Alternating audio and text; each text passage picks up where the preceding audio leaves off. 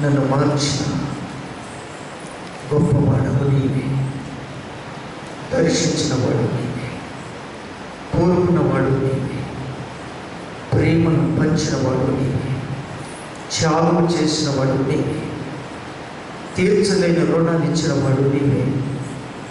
ప్రభువా, మా జీవితాలకు నీకంటే గొప్పవారు ఎవరున్నారయ్యా?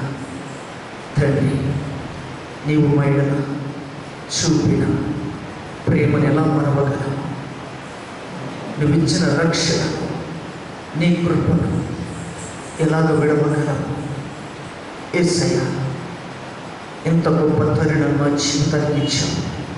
పరిస్థితులు ఎంతో ఘోరంగా ఉన్నప్పటికీ, ప్రపంచమంతా మరణ మృదంగం వ్యాపిస్తున్నప్పటికీ, విస్తరిస్తున్నప్పటికీ, ప్రభువా, అటువంటి పరిస్థితికి మేము అప్పచెప్పబడకుండా మేము ఇంకా బ్రతికి ఉన్నామంటే కేవలం నీవు చూపిన ప్రేమ, నీవు కాపాడిన విధానం. తండ్రి యేసయ్యా, నువ్వు ఇచ్చిన స్వస్థత దేవా, నీకే స్తోత్రాలు.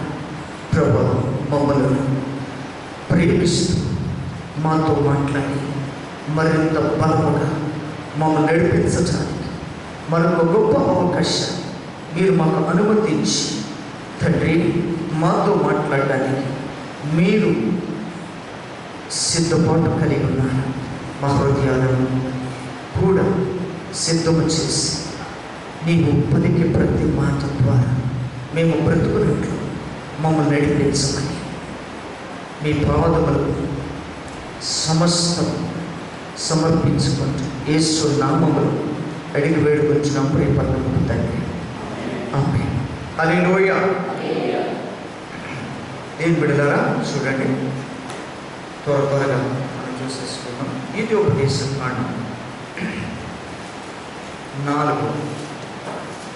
32వ అధ్యాయం 28, 29.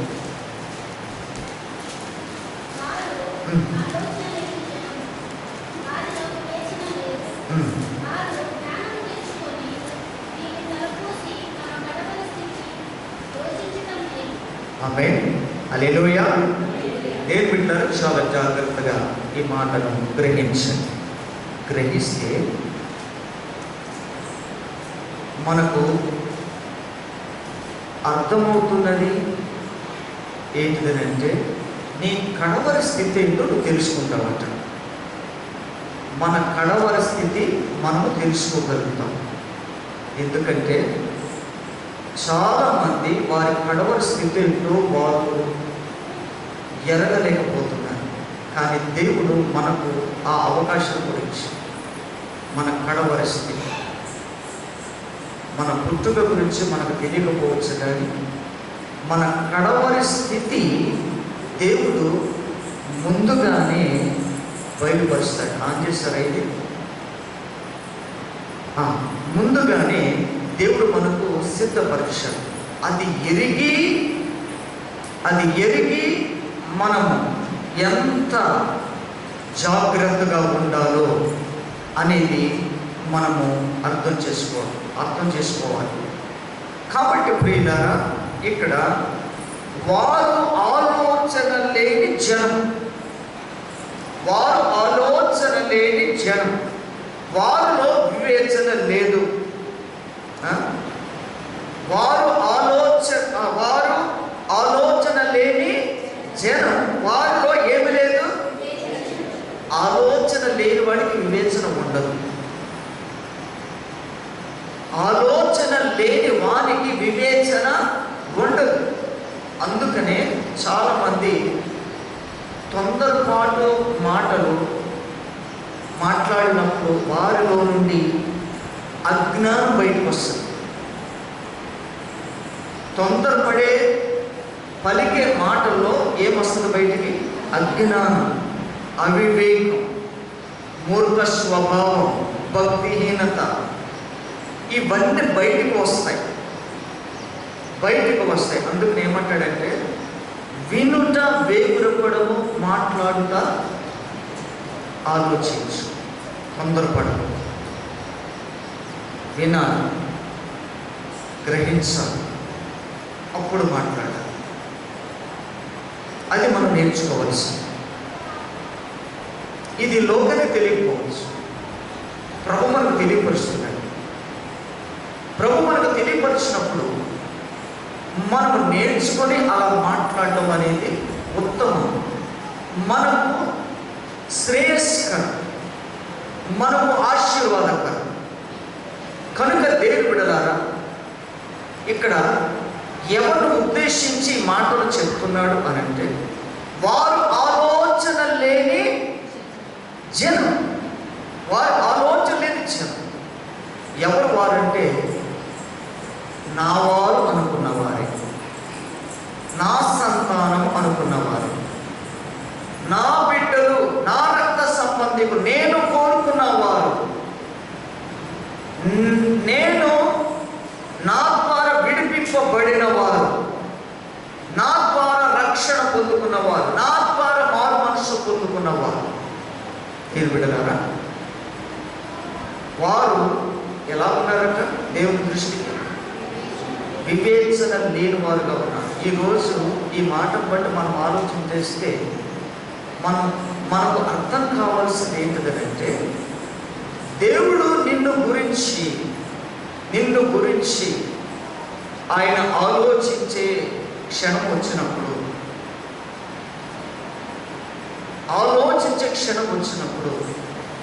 నీవు ఎలా కనపడాలి? వివేకవంతుడిగా కనపడాలా? అవివేకవంతుడిగా కనపడాలా?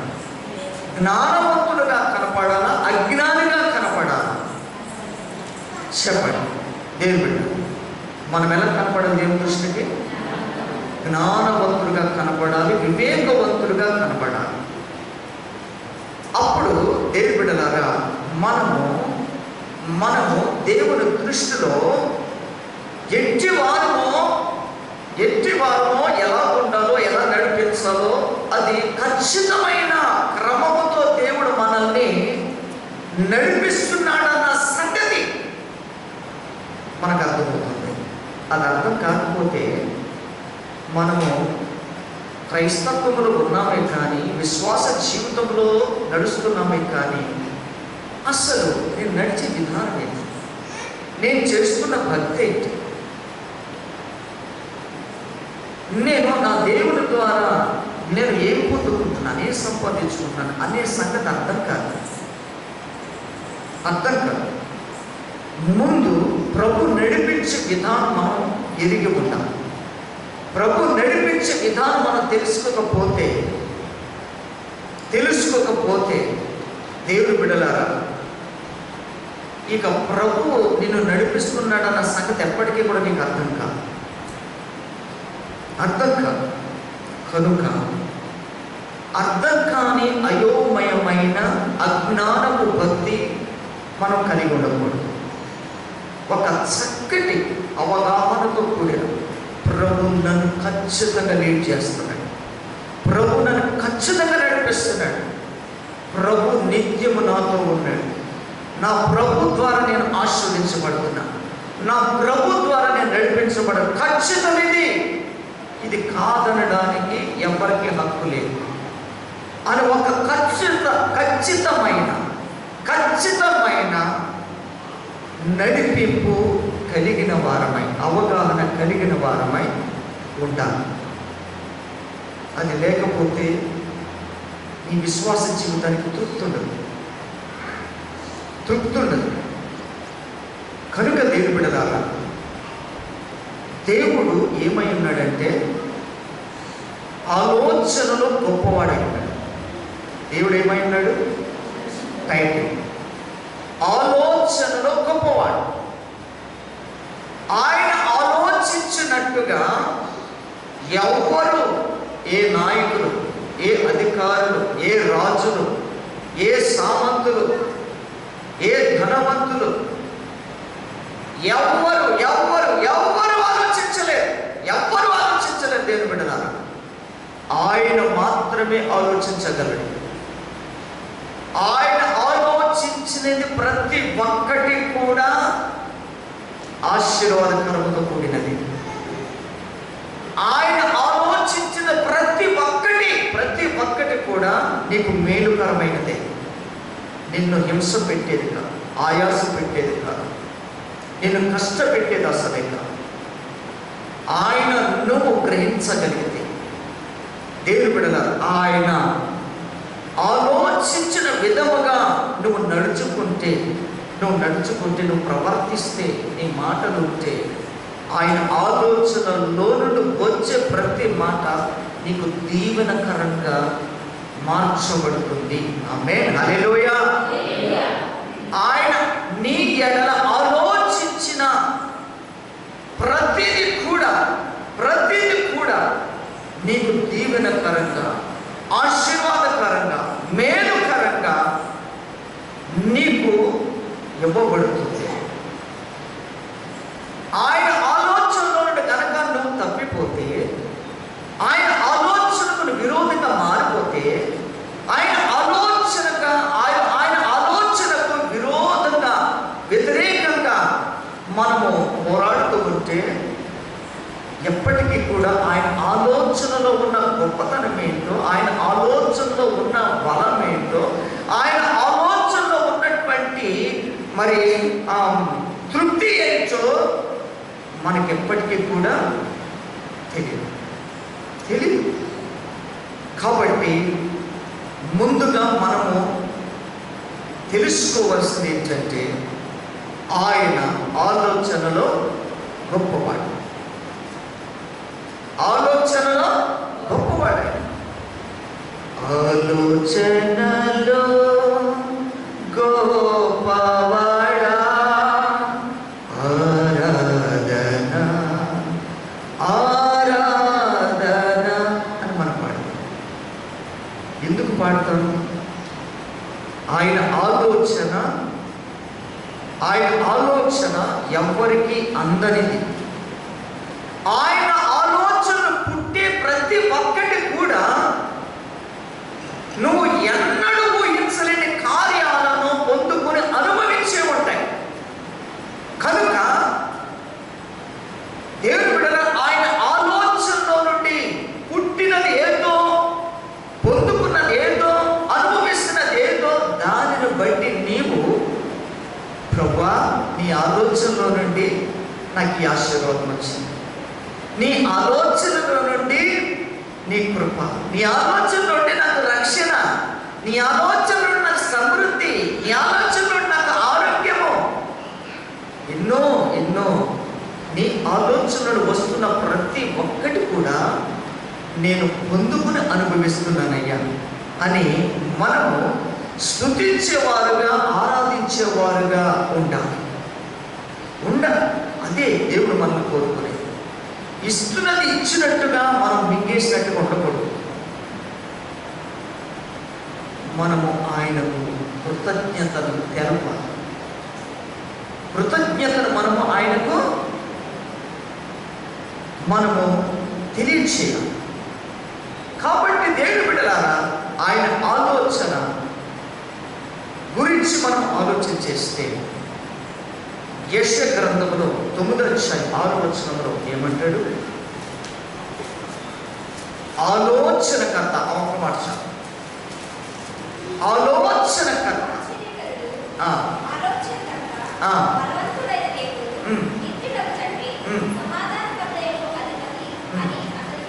చాలు.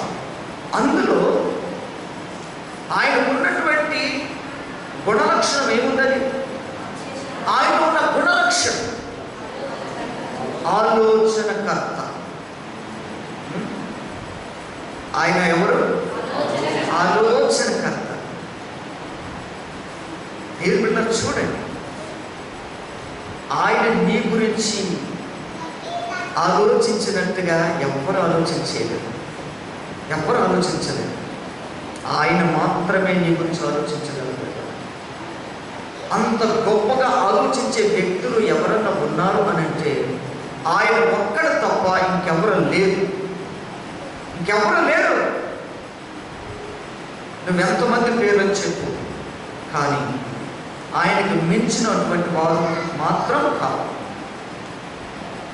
ఆయన ఒక్కడు మాత్రమే ఆలోచనకర్త.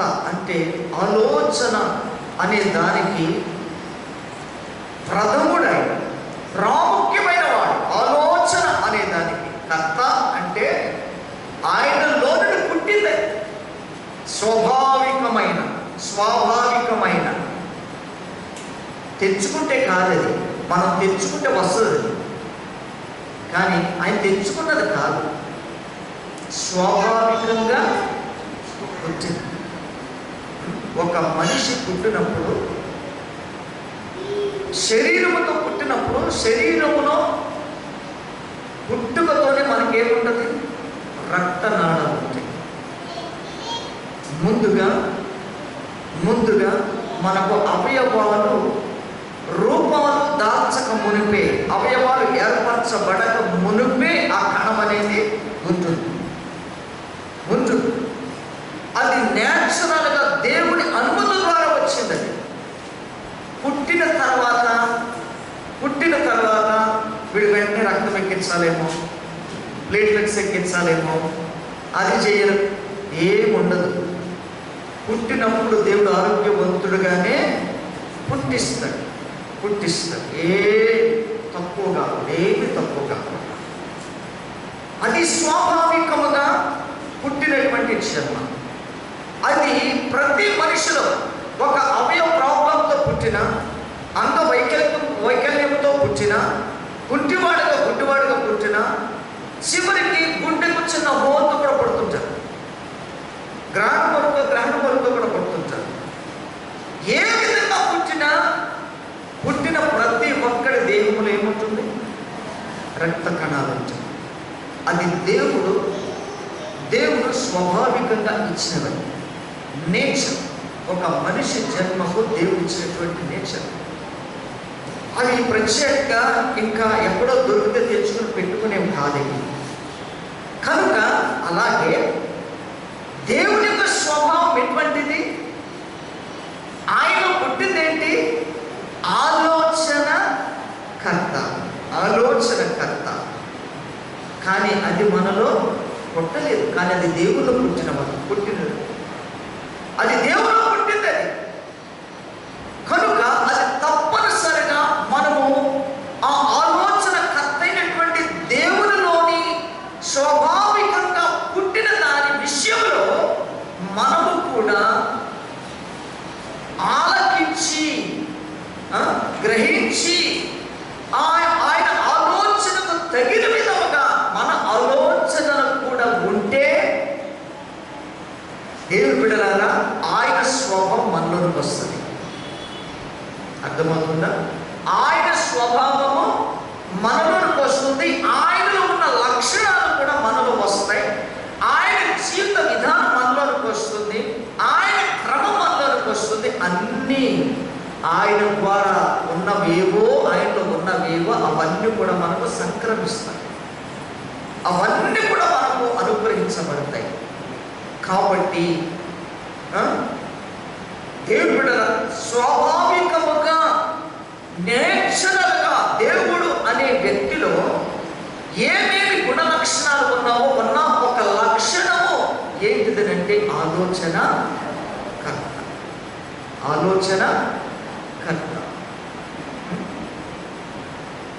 అందుకనే ఒకటో కీర్తనలో ఏమంటాడు? దుష్టుల ఆలోచన చొప్పున నడవదు. ప్రారంభంలోనే మాట చెప్పాడు. కీర్తన ప్రారంభంలోనే మాట చెప్పాడు. నువ్వెవరు ఆలోచన కలిగి ఉండాలో చెప్తున్నాడు. దుష్టుల ఆలోచన చొప్పున నడిస్తే నీ పరిస్థితి ఏమవుతుందో అందులో రాయబడింది. దేవుని ఆలోచన నేచురల్గా పుట్టింది. దుష్టులో పుట్టింది ఏంటంటే దేవునికి విరోధమైనది పుట్టింది. ఆ ఆలోచనలో నుండి పాపం బయటకు వస్తుంది. దుష్టుని ఆలోచనలో నుండి ఏమవుతుంది? వస్తుంది బయటికి, పాపం బయటకు వస్తుంది, కొట్లాటలు బయటకు వస్తాయి, త్రాగుడు బయటకు వస్తుంది, అసూయ బయటకు వస్తుంది, మోసం బయటకు వస్తుంది. అందుకనే దుష్టుల ఆలోచన కాదు, దేవుని ఆలోచన మనకు కావాలి. దుష్టుల ఆలోచన కాదు, దేవుని ఆలోచన మనకు కావాలి. ఎందుకంటే ఆయన ఆలోచన కర్త, ఆయన ఆలోచన కర్త. యెషయా గ్రంథంలో 11వ అధ్యాయము 2వ వచనం, యెహోవా ఆత్మ జ్ఞాన వివేకములకు ఆధారముకు ఆత్మ, ఆలోచన బలములకు ఆధారముకు ఆత్మ. యెహోవా ఆత్మ జ్ఞాన వివేచనలకు ఆధారముకు ఆత్మ. అదేం చేస్తుంది? ఏం చేస్తుంది చెప్పండి? ఆలోచన,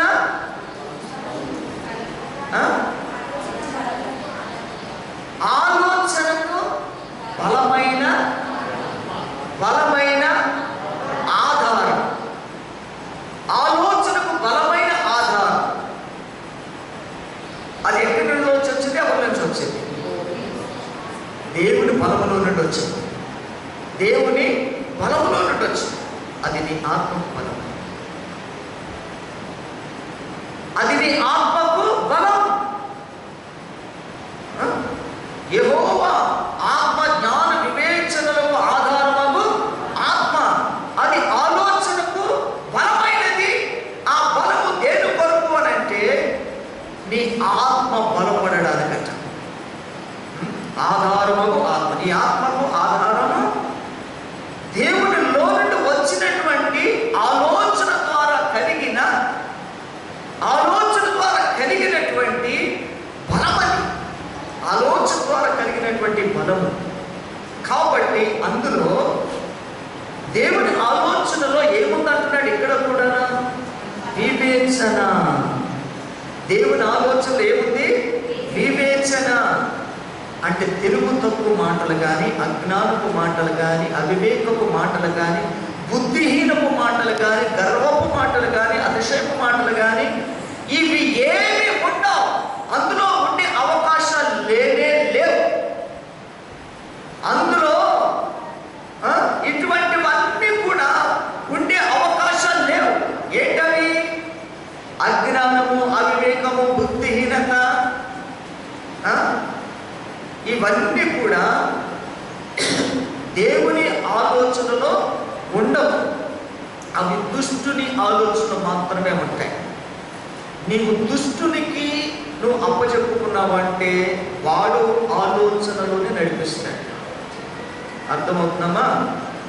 దుష్టునికి నీవు నీ బలహీనతలను అప్పచెప్పుకుంటే వాడు ఆలోచనలే నీలో పనిచేస్తాయి. వాడు ఆలోచనలే నిన్ను నడిపిస్తాయి. వాడు ఆలోచనలే హింసకు అప్పచెప్పుతాయి, ప్రమాదాలకు అప్పచెప్పుతాయి, పాపానికి అప్పచెప్పుతాయి. అందులో ఏ మాత్రం డౌటే లేదు. కనుక వాడు ఆలోచన దరిదాపులకు వెళ్ళకండి. వాడు ఆలోచన దరిదాపులోనికి వెళ్ళదు. దయచేసి నేను బిడ్డలారా, ఎవరు ఆలోచన ఉండాలి చెప్పండి? ఎవరు ఆలోచన ఉండాలి? దేవుని ఆలోచనే మనలో ఉండాలి. దేవునికి మహిమ కలుగును గాక. అందుకనే యూతోపదేశ కాండంలో 1-2 వచ్చి ఏమని చదివాం? వారు ఆలోచన లేని జనం. వారు ఆలోచన లేని జనముగా ఉన్నారు. నీ పరిస్థితి ఏంటి? వారులాగా ఉండాలనుకుంటున్నావా? వారులాగా కాకుండా దేవుని లాగా ఉండాలనుకున్నా, దేవుని ఆలోచన లాగా ఉండాలనుకుంటున్నావా? నువ్వు ఆలోచన చేయాలి. వారులాగా కాక దేవుని లాగా ఆలోచన ఉంటే నీవు వివేకము కలిగినటువంటి వాడు, వివేకము కలిగినటువంటి దాని.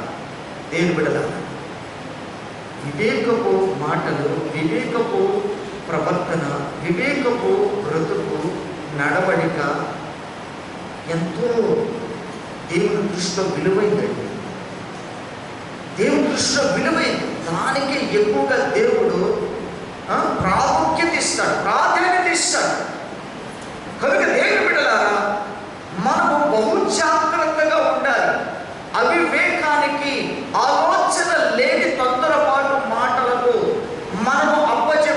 ఉంటే గనక అక్కడ అనేక అనర్థాలు, అనేక కొట్లాట్లు, అనేక బలహీనతలు, అనేక శ్రమలు, అనేక ఇబ్బందులు, సమాధానం లేని పరిస్థితులు, అది కుటుంబమే కానీ, ఒక సంఘమే కానీ, అది వ్యక్తిగత జీవితంలో కానీ, ఒక ఆర్గనైజేషన్లోనే కానీ, ఒక పనిచేసే స్థలంలో కానీ, ఎక్కడైనా సరే అది అనర్థాలే పుట్టిస్తుంది, వ్యతిరేకతలే పుట్టిస్తుంది, హింసనే రేపుతుంది, అది హింసనే రేపుద్ది.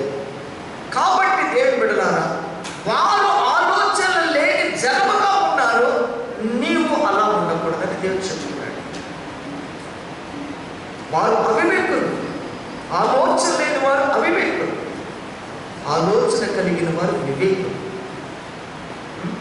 కాబట్టి దేవుని బిడ్డలారా, మనము దేని విషయంలో కూడా తొందరపాటు అనేది మంచిది కాదని దేవుడు చెప్తున్నాడు. మనం ఒకసారి ఆలోచించాలి. కాబట్టి దేవుని బిడ్డలారా, వారు ఏమంటున్నట్టు 29వ వచనం, వారు జ్ఞానము తెచ్చుకుని దీన్ని తలపోసి తమ కడవరి స్థితి యోచించుట మేలట. ఆలోచన లేకపోతే మేలు లేదు, వివేకము లేకపోతే మేలు లేదు. వారు అలా పుట్టి మేలుకు దూరం అయిపోయారు.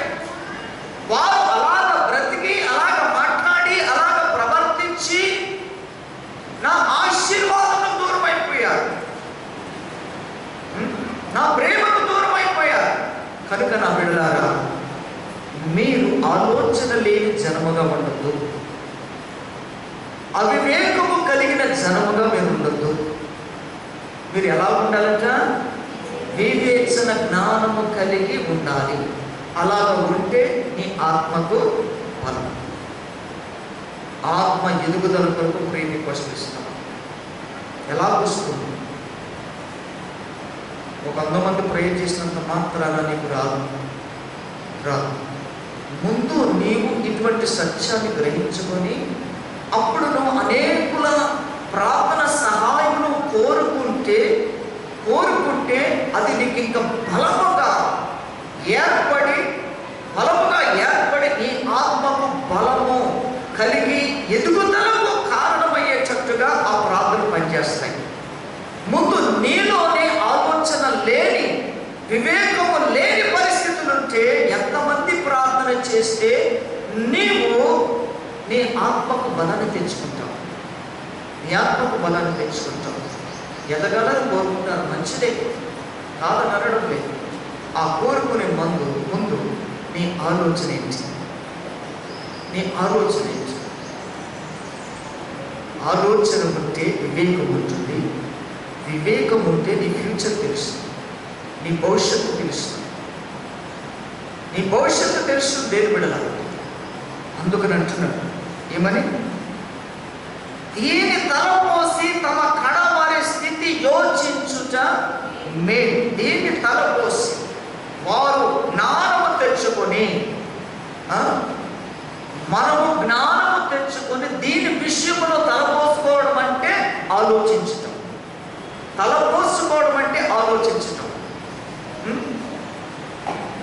ఆలోచించి తమ కడవరి స్థితి యోచించుట మేలు. అర్థమవుతుందని చెప్పిన మాట. ఎందుకు కడవరి స్థితిని యోచించాలి? ప్రతి క్రైస్తవుడు ఆలోచించాలి కడవరి స్థితి గురించి.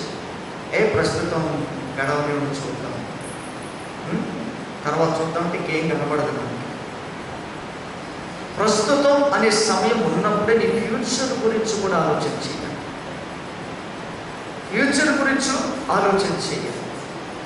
అంటే నీ కడవరి స్థితి గురించి కూడా దేవుడు మనకేం చేస్తానంటున్నాడు? బయటపరుస్తాడు. మన స్థితి ఎలా ఉండాలో ఆయన మనకు నేర్పిస్తున్నాడండి. ఖచ్చితంగా మనకి తెలుసుకుంటే నీ అంచనాలు ఎలా ఉండాలో తెలుసా? ఎస్, నేను ఖచ్చితంగా నా దేవుని రాజ్యంలోనికి నేను 100% అంటాను. ఇది నా కడవరి స్థితి. నేను చెప్తున్నాను, నువ్వు చెప్పగలుగుతావా? ఇది నేను చెప్తున్నాను ధైర్యంగా. నీవు చెప్పగలుగుతావా అని పలికే ధైర్యం ఉందా మనందరికీ? ఏం పెట్టారు చూడండి. ఈ కడవరి స్థితి గురించి నువ్వు ఆలోచన చేయాలి. ఏదో అందరూ చచ్చిపోతున్నారు, నేను కూడా అలాగే చేస్తాను. అందరూ బ్రతుకుతున్నారు, నేను కూడా అలాగే బ్రతుకుతాను. అందరూ తింటున్నారు, నేను కూడా అదే తింటాను. ఇది కాదు. దేవుడు మనకు ఒక ప్రత్యేకతను చూపిస్తున్నాడు. వారు ఆలోచన జనములో ఉండాలి. నువ్వెందుకు ఉండాలి అలాగా? ఆలోచన లేని మాట్లాడుతున్నారు, ఎందుకు మాట్లాడాలి? ఆలోచన లేని క్రమంలో వెళ్ళి ప్రమాదం గురవుతూ నువ్వెందుకు అవ్వాలి? దేవుడు మనకు నేర్పిస్తున్నాడు కదా, దేవుడు మనకు బోధిస్తున్నాడు కదా. బోధించినప్పుడు నేర్పించిన గ్రహింపులు తెచ్చుకుని, ఎస్ నా బ్రతుకు అలా ఉన్నప్పుడు నా కడవరి స్థితి గ్రాండ్గా ఉండాలి, నా కడవరి స్థితి కూడా ఘనంగా ఉండాలి, దేవునికి మహిమకరంగా ఉండాలి. అది మనం ఆలోచించవలసిన విధానం. ముగింపు ఎలా వస్తుందో మనకు తెలియదు. ముగింపు ఎలా వచ్చినా, ముగింపు ఎలాగ వచ్చినాక నీవు చేరవలసిన స్థలము, నువ్వు వెళ్ళవలసిన గమ్యస్థానము అది ఘనమైనదై ఉండాలి. అది ఘనమైనదై ఉంది. కానీ ఆ ఘనమైన ఆ యొక్కకు నువ్వు చేరగలుగుతావని నమ్మకం నీకుందా? చేరగలుగుతావని విశ్వాసం నీకుందా? ఆలోచన నీకుందా? అలా చేరగలగాలనే ఆశ నీకుంటే ఇప్పుడు నుండి ఆలోచన చెయ్యి. నీ ఆలోచన మార్పు తెచ్చుకో. అందరూ ఆలోచించినట్టుగా కాదు. నీ ఆలోచన ప్రత్యేకం. నీ ఆలోచన ప్రత్యేకం. నీ ప్రకటన వారి సంగతి నీకు అనవసరం. నీ ఆలోచన ప్రత్యేకం అంతే. ఎందుకంటే భార్య భర్తలు ఎంతగా ప్రేమగా జీవిస్తారు. ఒకరి నుంచి ఒకరు ఎడబాటు లేని స్థితిలో బ్రతుకుతుంటారు. కానీ దేవుని ఎందుకు వచ్చేటప్పటికి వారిని చూసేది దేవుని బిడ్డలారా, దేవుని ఆలోచన ప్రకారంగా ఉన్నారు, నా ఆలోచన ప్రకారంగా ఉన్నారా లేదా, నేను అనుగ్రహించిన ఆత్మలో బలంగా ఉన్నారా లేదా అనేది దేవుడు చూస్తాడు. దేవుడు చూసినప్పుడు ఆ భార్య భర్తలో ఇద్దరు కూడా దేవునికి అనుకూలమైన ఆలోచనలో ఉంటే ఇద్దరు కూడా ఏమవుతారు? ఆయన మన కొరకు సిద్ధపరిచిన రాజ్యంలోనికి డౌటే లేదు ఇంకా. కానీ మన కుటుంబంలో ఎంతమంది ఉండనివ్వండి, ఉన్న ప్రతి ఒక్కరు కూడా అదే ఉద్దేశంతో మనం జీవించాలి. అదే క్రమంలో ఉండాలి. మన ఆలోచనలు అలాగే ఉండాలి. తల్లిదండ్రుల ఇద్దరు నుండి మన పిల్లల వరకు అదే ఆలోచన పంచాలి. అదే ఆలోచనతో మనము వారిని నడిపించాలి. మనము మాత్రమే వెళ్ళి పిల్లలు మాత్రమే వదిలిపెట్టేది న్యాయము కాదు. మనకంటే ముందు పుట్టిన వారు కూడా ఉంటారు. వారు ఇది తెలుసుకోకపోవచ్చు. ఈ ఆలోచన గురించి ఎరిగినటువంటి మనము మన ముందు తరమ వారికి కూడా చెప్పాలి. ఆలోచింప చేయాలి. కనుక ఆలోచించలేని వాడు ఒక్కడే ఉన్నాడు. ఆలోచన లేనివాడు ఒక్కడే ఉన్నాడు భూమి మీద. వాడికి శరీరం ఉంటుంది, ప్రాణం ఉంటుంది, ఆత్మ ఉంటుంది, తింటాడు, గాలి పీల్చుకుంటాడు, తాగుతాడు, అన్నీ ఉంటాయి. వాడెవడు అనంటే మధ్యస్థీమతో లేదు. మధ్యస్థీమతో లేదు. ఆలోచన ఉంటుంది వాడికి. అయ్యో నా చుట్టూ పెరిగిపోయింది అని అనుకుంటాడు. అయ్యో ఈరోజు స్నానం చేయలేదని అనుకుంటాడు. కనీసం వాడికి ఆకలి ఉందన్న సంగతి కూడా వాడికి తెలియదు. ఎప్పుడన్నా బలాలు చేసేదో పెడితే వాడు తింటాడే. కాస్త కోస్త కొంచెం అవగాహన ఆలోచన ఉంటే కొంచెం ఏదన్నా తింటానికి ఆశపడతాడు. కానీ పూర్తి స్థాయిలో మధ్యస్థితితో లేనటువంటి వాళ్ళు ఎలా ఉంటారు? తను తామే ఏంటో గుర్తుపట్టలేని తన వారెవరు, నా వారెవరు, ఈ లోక పరిస్థితులు ఏంటో వారు ఆలోచించగలుగుతారా? ఆలోచించలేదు. వాడికి అవకాశం లేదు. కానీ దేవుడు మనకిచ్చాడు కదా అవకాశం.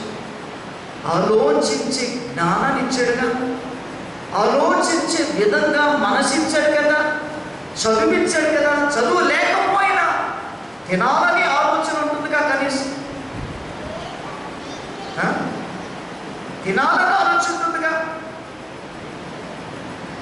ప్రమాదం జరుగుతుందని ఆలోచన ఉంటుంది కదా. అన్నీ ఉంటాయి. కానీ దేవుని దగ్గరకు వచ్చేటప్పటికే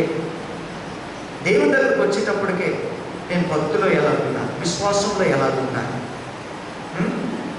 దేవుని ఎడల నేను ఎలా ఉన్నాను అనే వివేచన లేకుండా పోతుందండి.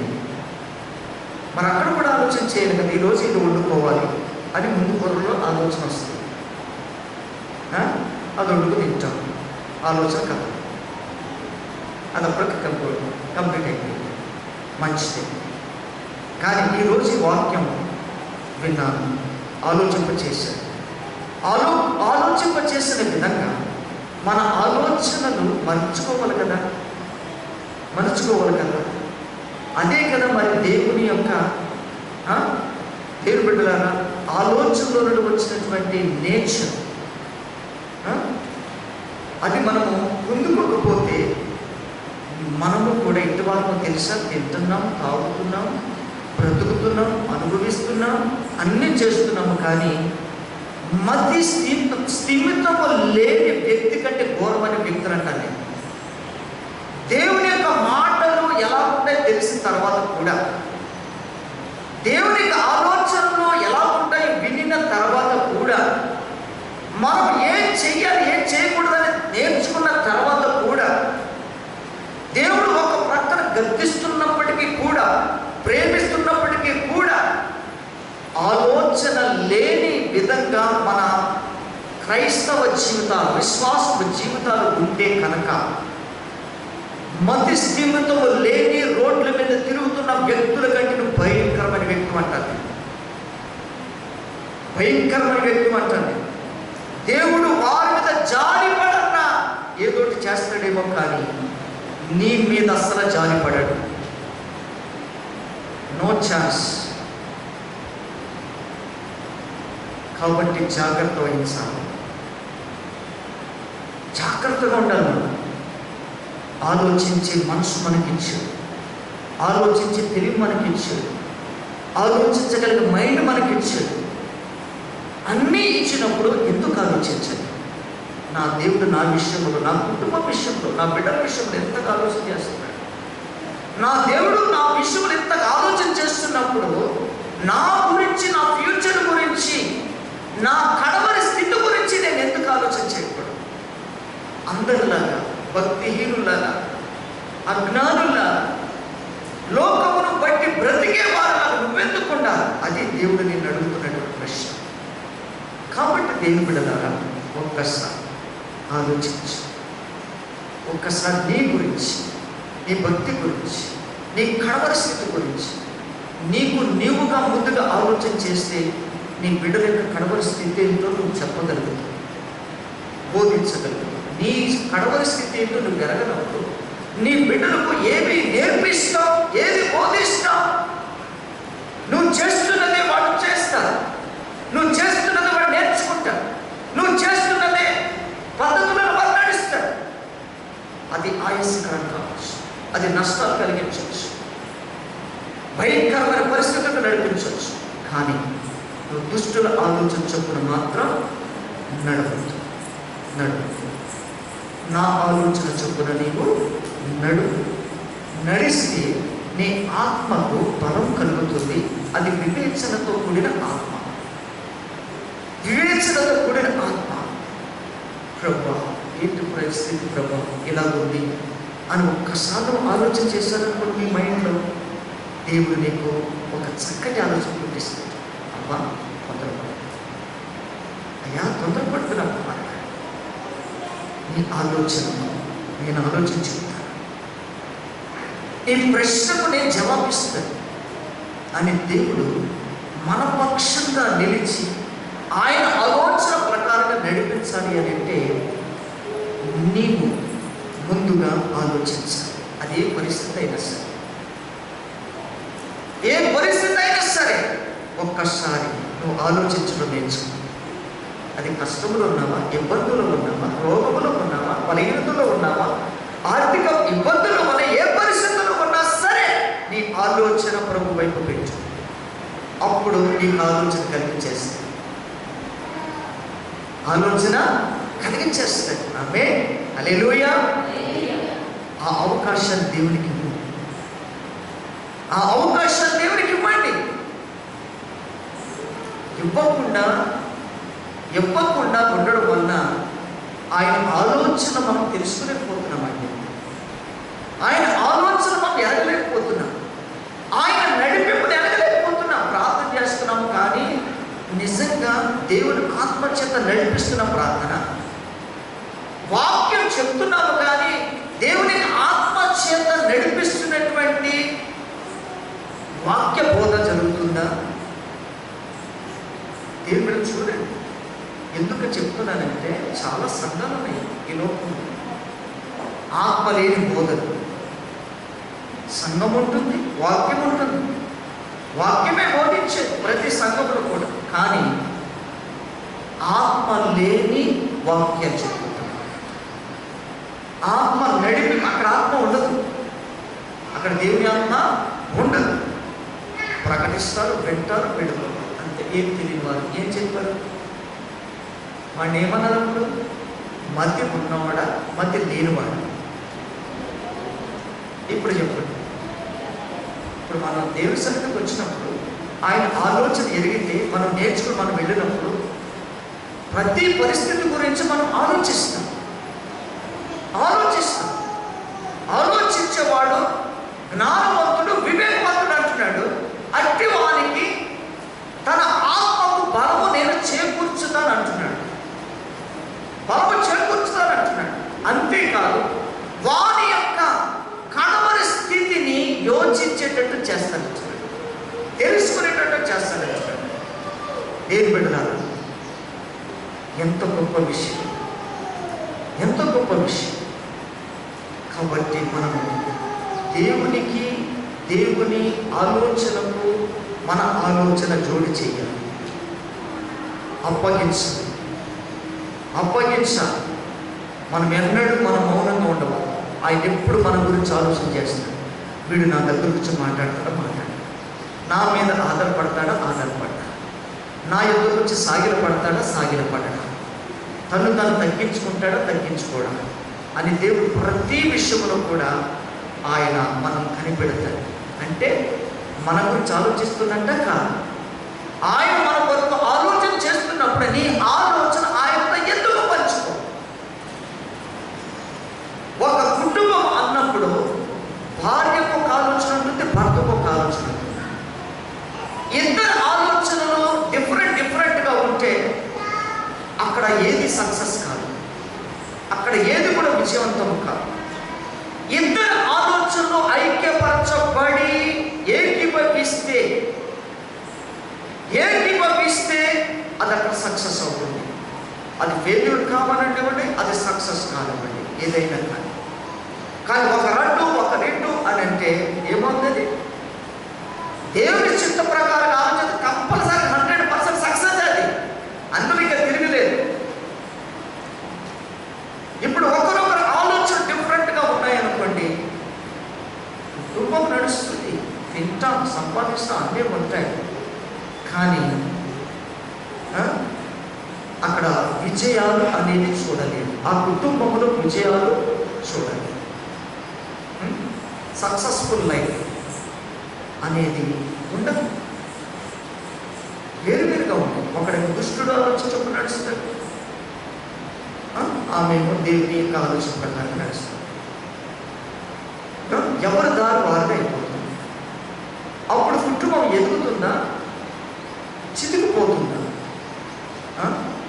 కాబట్టి దేవుని బిడ్డలారా, నీ కుటుంబం ఎదగాలంటే, నువ్వు ఆత్మ కుటుంబం ఎదగాలి అని అంటే, నీ ఆత్మకు బలం చేకూర్చబడాలి అని అంటే దేవుని ఆలోచన ఉంటుందని మర్చిపోకు. ఆ ఆలోచనకు నీ ఆలోచన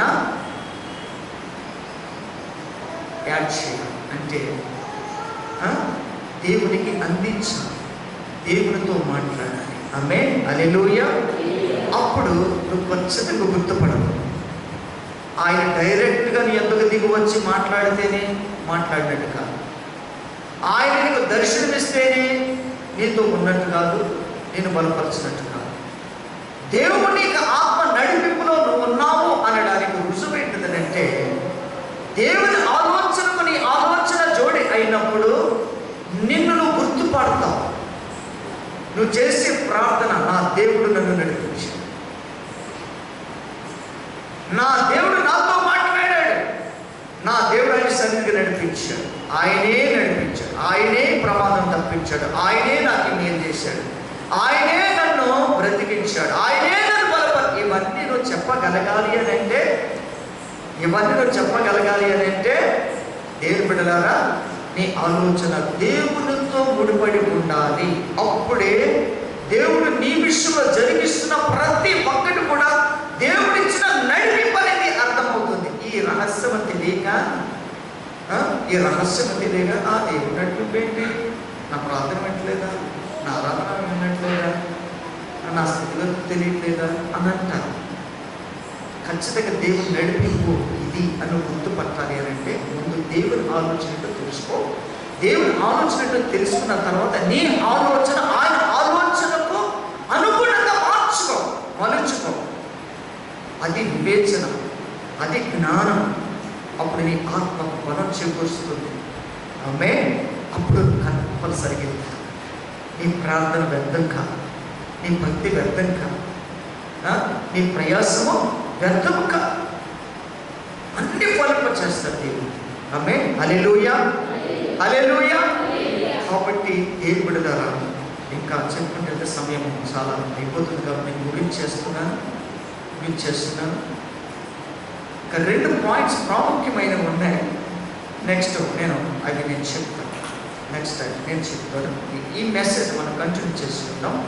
కాబట్టి దేవుడిచ్చిన ఆలోచన బట్టి జరుగుతున్నటువంటి అద్భుతాలు ఎలా జరిగాయో మనం నెక్స్ట్ వీక్ మనం విందాం, దేవుడు మరొక అవకాశం ఇస్తే.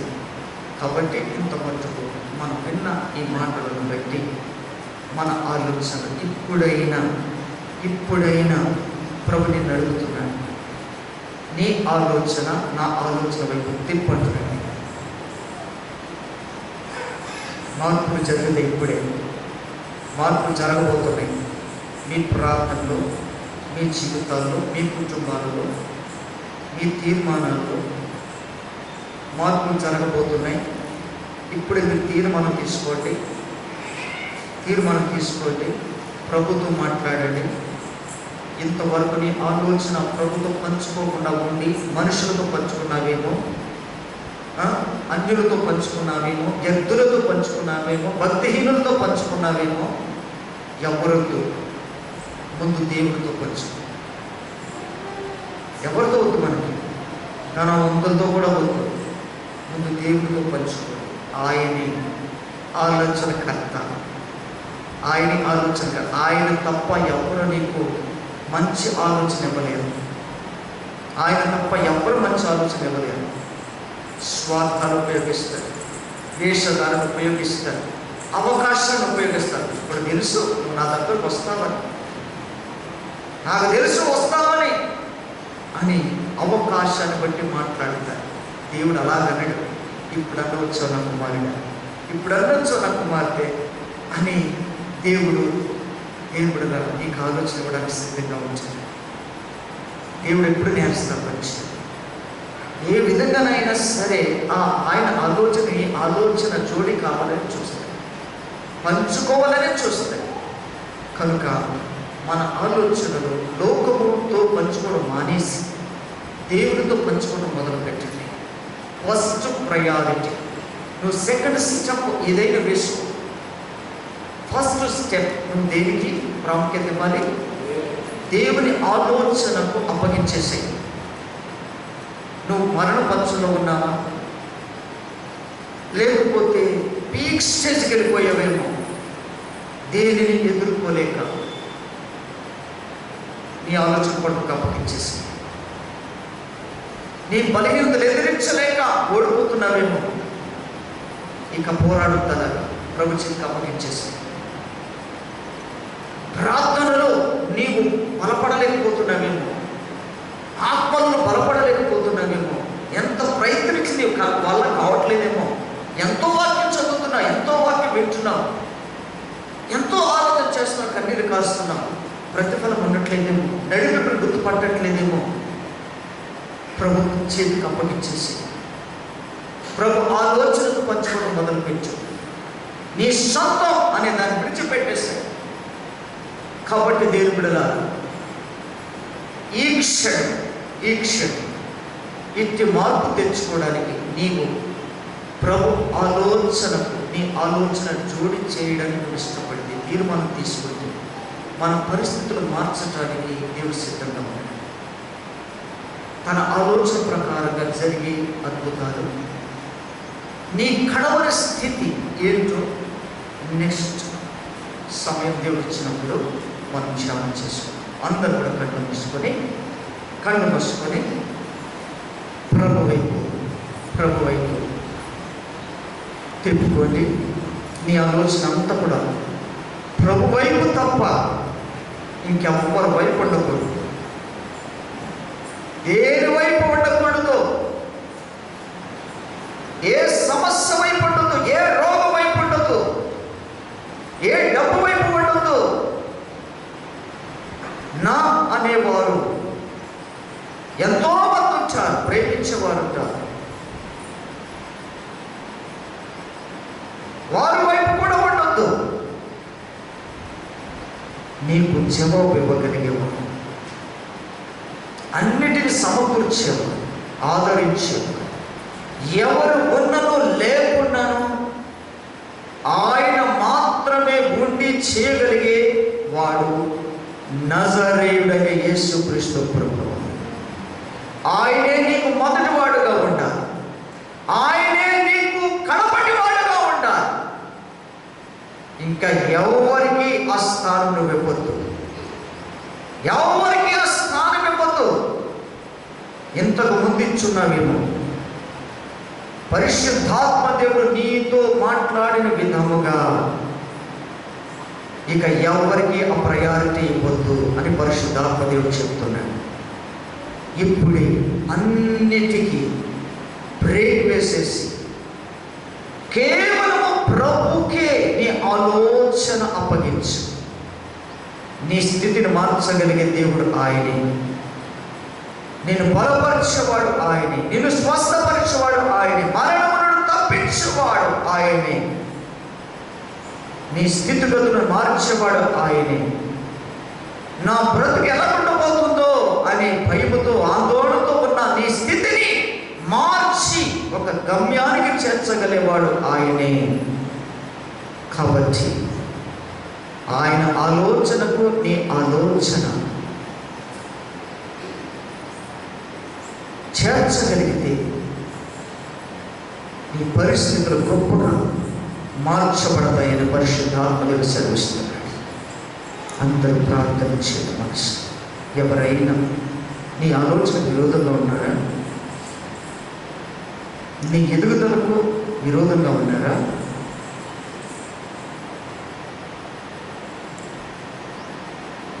నీ స్నేహానికి, నీ సహవాసానికి విరోధంగా ఉన్నారా? అయినా పర్వాలేదు, ప్రభు మాతో నీకు విరోధం కాదు.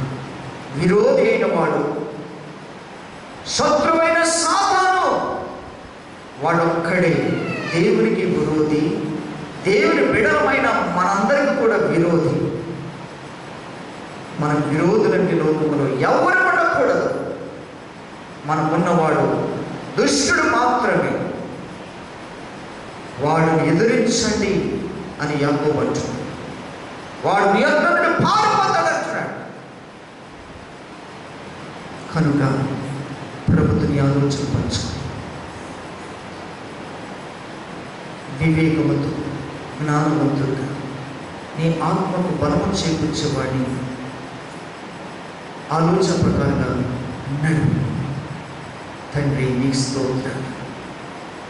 యేసయ్యా, అద్భుతంగా మాతో మాట్లాడిన దేవా, మా ఆలోచనలను నీ వైపు తిప్పిన దేవా, నీ ఆలోచనలో ఉన్న గొప్పతనం, నీ ఆలోచనలో ఉన్న పదం, నీ ఆలోచనలో ఉన్న ఆశీర్వాదం, నీ ఆలోచనలో ఉన్నటువంటి మేలులు ప్రభు ఊహించలేనివి తండ్రి.